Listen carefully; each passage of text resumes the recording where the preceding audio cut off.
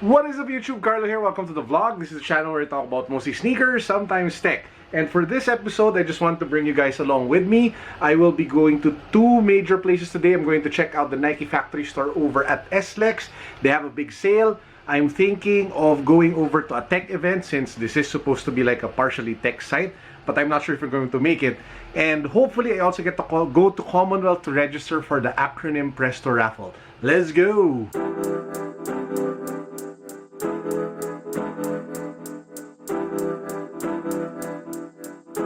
Now, if you guys haven't subscribed to the channel yet, please make sure that you do so. We are giving away 10 packs of sneaker care kits courtesy of Crep Protect Philippines.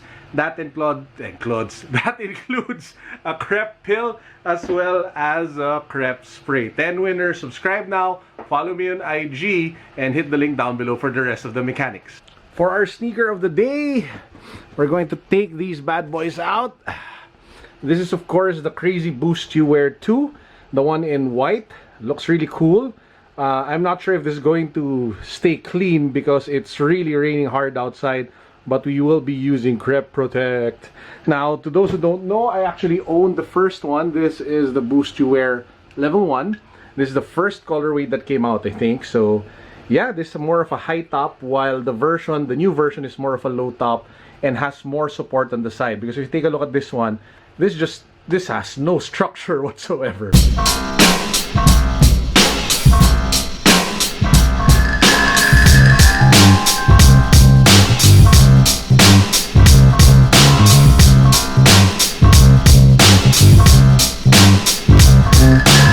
You've arrived at your destination. So guys, we're here at the Nike factory store in Mamplasan SLEX. So this is the one along Shell. So they have a sale right now for big sizes, size 13, 14 and up. So make sure that you guys check it out if you have time. It's definitely great value for money, especially for people with big feet like me, because I know that it's hard to find, you know, good shoes at good prices with our feet size. So yeah, might want to check it out. I think they got all of the pairs from different branches of those sizes and put it here. Now, speaking of big feet, medyo bad trip kasi the shoes that I just brought out to wear to review today, which is white, is now dirty. So just take a look. Wow! Wow! Ang bilis madumihan ng mga puting sapatos eh, nakakabwisit eh, no? So anyway, inside the outlet, you go straight for the size 12 and up because all of the sneakers that are at 50% off are on that rack. You have to take a look at sneakers sizes 13, 1-3 and up. Now, based on what we saw, here are our picks on the ones that are actually good, that actually are worth looking into. First up, we have the Stefan Janoski Max. The green upper plus that super comfortable midsole looks pretty slick. Sells for 2,800 down from 5,800 pesos. Not a bad price. Next up, we have the Gatorade Jordan 1. This is the one in the lime green colorway of Gatorade. And this one sells for just 3,800 pesos down from the original 8,800 peso price tag. That is a sick deal if you ask me. Then, we have the Kobe AD BM, which sells for 3,995 down from 8,095. This one, wow, I just love the black and the yellow, how they mix together, how the yellow pops because of the black upper. It just looks so kick-ass. Next, we have the triple white Nike Huarache. This one is down to 2,800 pesos from the original price tag of 5,700 pesos. If you're looking for triple white sneakers that are comfortable, this is the one that you might want to check out. Again, this one I think was in size 14. Then we have the Jordan 1 Flyknits. It sells for 3,800 pesos down from 8,800 pesos. I never was a fan of the Jordan 1 Flyknit, but if ever I would cop one, it would most likely be via the outlet since the prices are far more reasonable. Then, if you guys are looking for triple whites, we have the Air Max 1 Ultra Essential. This was originally priced at 6,295. It's now down to 3,100 pesos.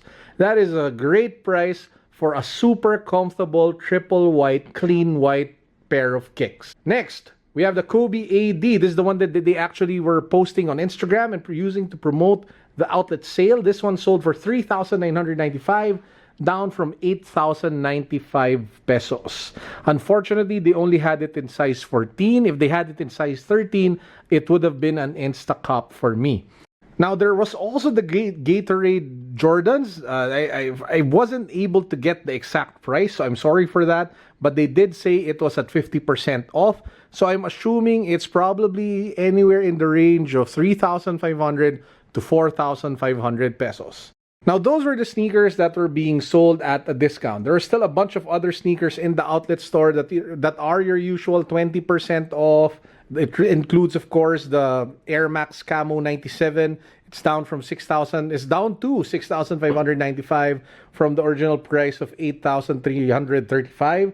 One surprising pair of kicks that I saw there was the Air Max. Sorry about that. The Air Vapor Max Enerva. The original price was 11,600 something. It's now down to 9,295. So it's still a bit pricey. And while admittedly this sneaker really intrigued me, and this sneaker really was something that I really wanted to cop, the price was too much. So again, I'll wait for it to go down. Carlo. Hi, Is that yes, you? yes. I'm a fan. Okay, maghay ka naman. Hi, Carlo. What's up? Carlo. Hi, nice to meet you, parts. Your name is? Eric. Eric, hi. And also, I'm watching Paulo Tomene's vlog. Oh yeah, he's a really cool Okay, dude. boy. Oh. Punta po kayo dito sa Nike Factory Store sa Mamplasan po. Salamat po. Kailan yung sale? Monday po. Monday. What's Salamat. up? Thank you. Peace out. Bye.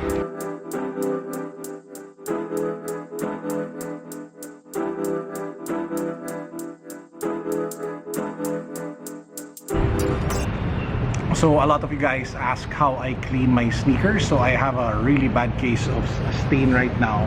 So I'll show you how.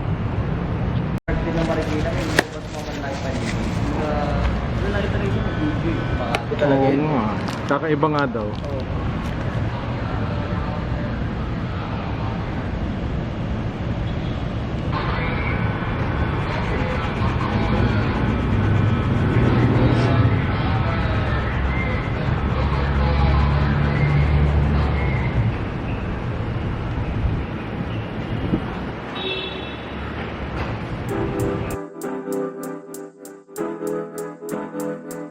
Now I want to show you guys what I was able to pick up at the outlet store.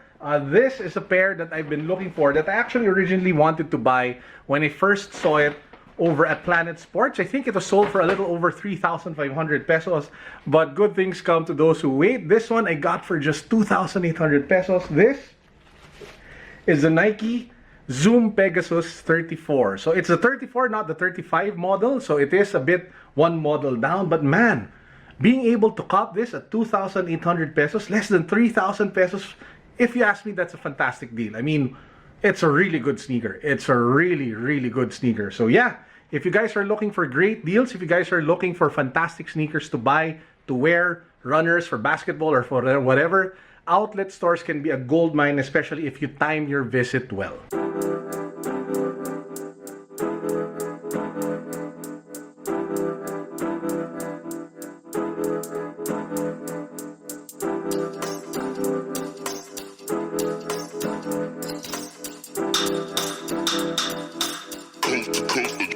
Next level.